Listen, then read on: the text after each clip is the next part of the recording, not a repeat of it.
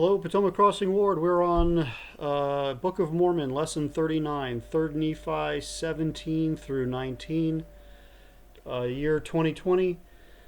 We're discussing some chapters in 3rd Nephi 17 that are kind of, I wouldn't say that they're filler, but they don't necessarily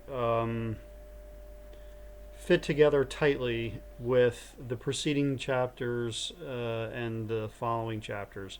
This is the stuff that happens in between, and especially chapter 17 and 18 was clearly not planned ahead.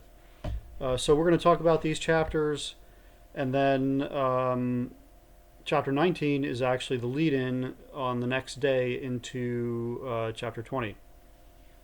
So with general comments on 3rd Nephi 17 and 18. Jesus' intent is to leave. We see that at the end of chapter 16.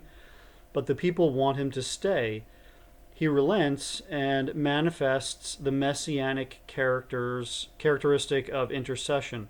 So in the Old Testament, the Messiah is presented as one who protects and spares his people from pain and suffering. We see that in Isaiah chapter 10. As one who takes others' pain, suffering, and sin upon himself. We see that in Isaiah 53.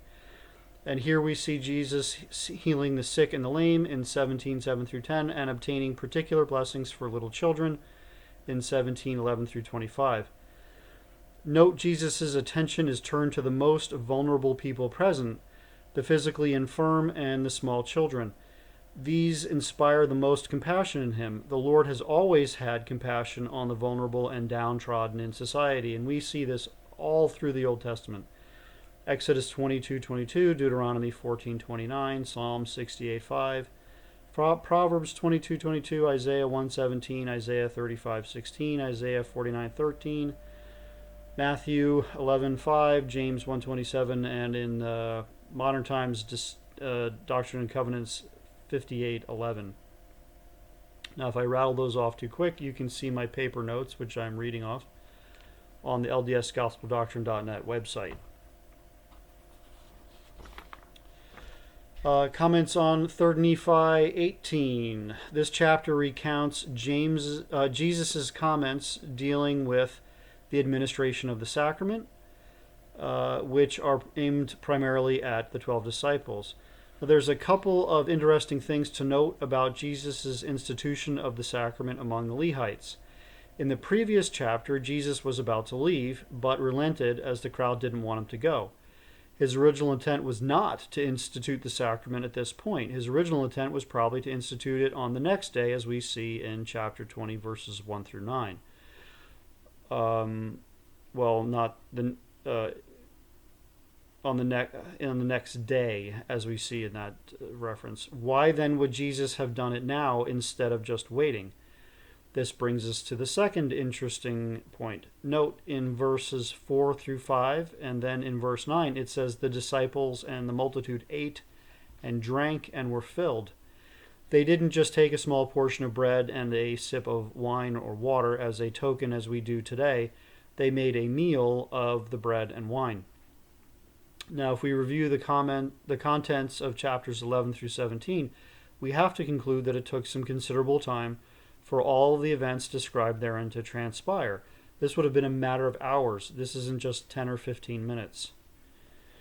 Over the course of that time, the people are going to get hungry. Jesus provides a meal and teaches them what the sacrament means all at once.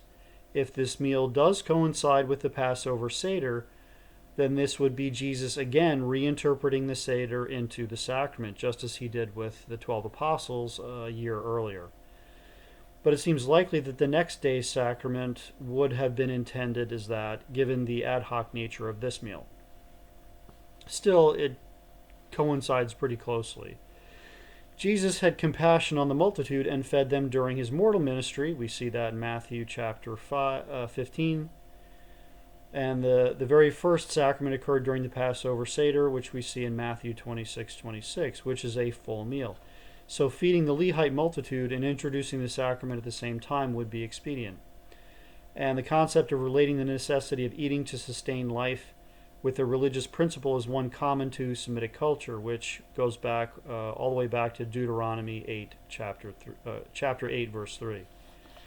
Thus, Jesus' feeding the multitude because of their hunger explains why he instituted the sacrament a day earlier than originally intended.